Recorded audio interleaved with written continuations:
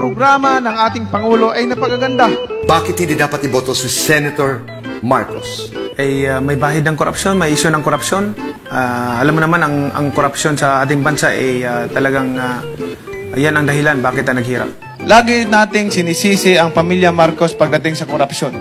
Hindi ba natin nakikita na sa panahon ng Marcos, ang bansa natin number 1 sa ekonomiya? May kurap pang bansa na number 1 sa ekonomiya. Hindi rin malayong magkaroon ng martial law. Pagka si Bongbong ang I know, ewan ko, binigyan ako ng discernment ng Panginoon at yan ay pagsisihan ng taong bayan. Nung martial law, isipin natin, sila walang batas-batas, sa kanila sila ang batas.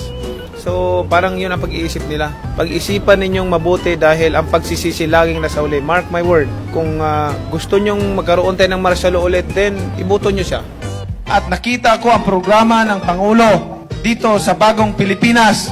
Hindi ba dapat suportahan natin? Hindi pa maganda yan?